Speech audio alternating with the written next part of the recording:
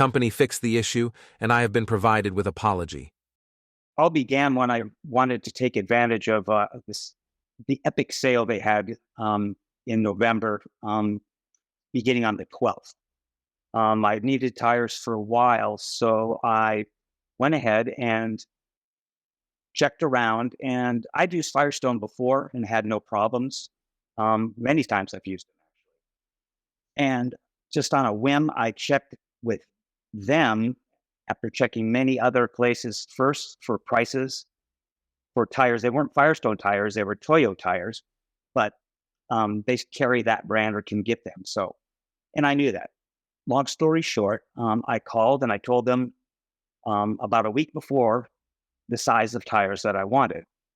I wanted 4 of the 285, 50 R20s, which I had gone over months in research and talking to various tire people, not them, but other ones, and decided that would be the tire that I wanted to use to get the effect I wanted on my SUV.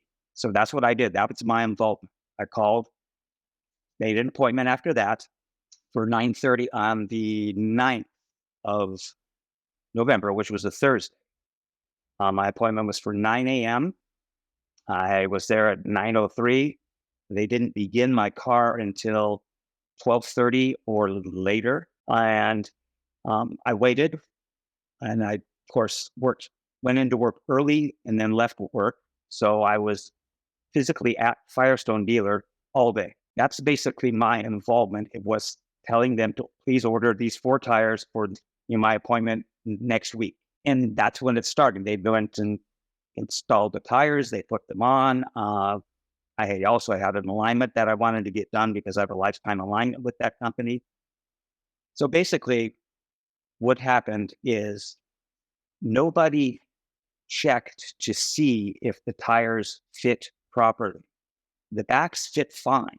The fronts were too wide. We found this out after the fact because they rubbed. My contention here is as they installed the tires, they had one technician that installed them. Nobody told me there was any issues, any problems. They took it down off the lift, backed it up, moved it over, went onto the alignment rack.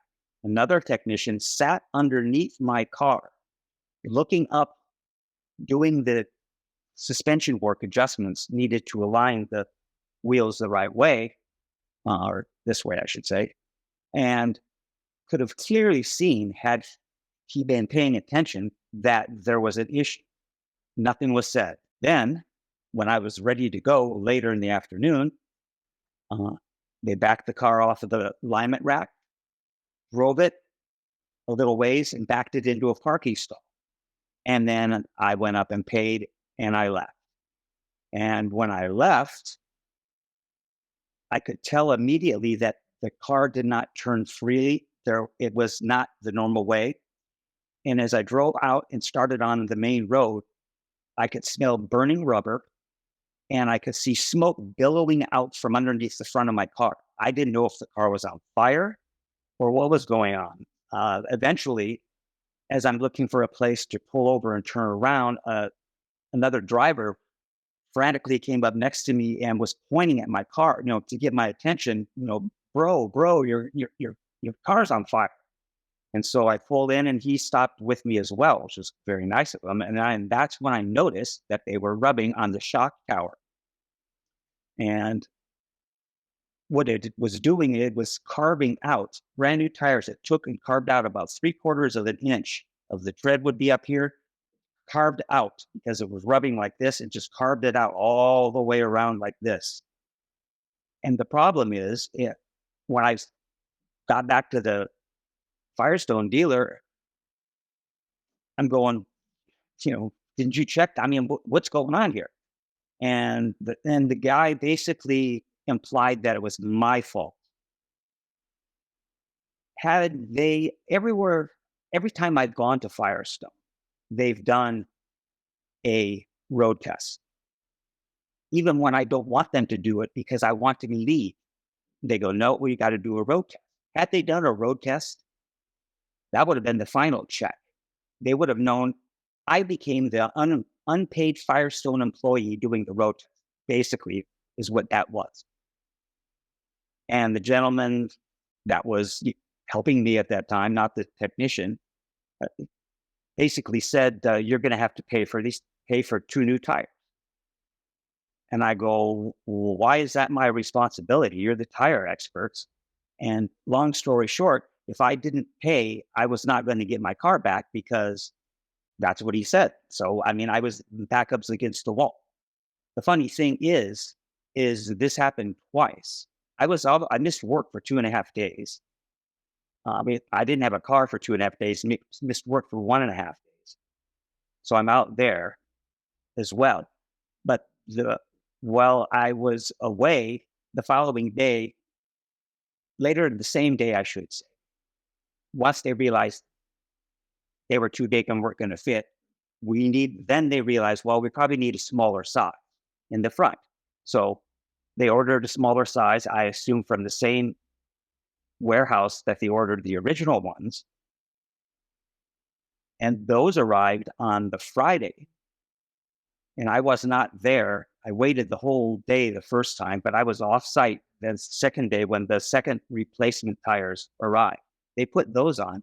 I got a phone call saying, "Hey, we checked. These don't fit either." So I find that very odd that, then they tell me the second time that that tires they ordered did not fit. I'm going, okay. Then finally, they ordered another set for the front only, and that would be for install on the Saturday. And those fit without rubbing. So they call me up and say, "Come on down, blah, blah, blah, blah. Pick up your car." And I asked them one more time. Actually, one guy gave me a ride home, and I said, "So you get to talk to your boss? I mean, why should I have to, be paying for these tires?" I go, "My only involvement was telling him these are the sizes that I want." It's, my guess is they screwed up by not doing a road test. They also screwed up. They could have found out 3 separate instances is my contention. When they first put them on the car, when it was up on the rack, the simple, spin of the wheel like this, or even looking, you would have been able to immediately see that they were rubbing. When the alignment was done, they would have been able to see that they were rubbing. In between, when they drove them from the different spots and when they parked it, they would immediately know that they were rubbing because you could tell that it was not steering correctly. Now, I don't know if it's company policy for a road test, but every time I've been Firestone, as I say, they've always done a road test. And as I mentioned, sometimes when I don't want them to because I want to leave and they tell me no. And where I work over at U-Haul, for liability purposes, if we put on a trailer, hook up a trailer to someone, we have to take photos of how we hooked it up for proof that it was done correctly for liability. And I can imagine that in Firestone employee training, I can't imagine that it is not a mandatory requirement. There's human lives at stake. If they don't get the lug nuts down tight on something, a wheel could come off. I mean, human lives are at stake. So it would be even more important, in my opinion, to check tire installation more so than a trailer, for in our case. So my contention basically is they were negligent.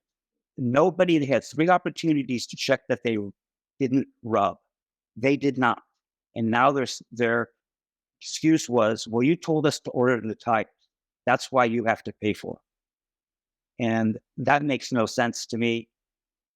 I've traded with these people, that particular store numerous times over the years.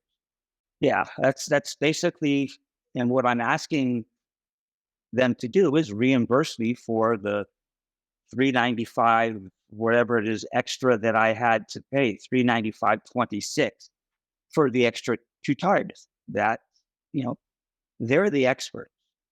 I'm a customer. Why is it my responsibility to make sure everything fits and works properly? That's what I'm paying them for.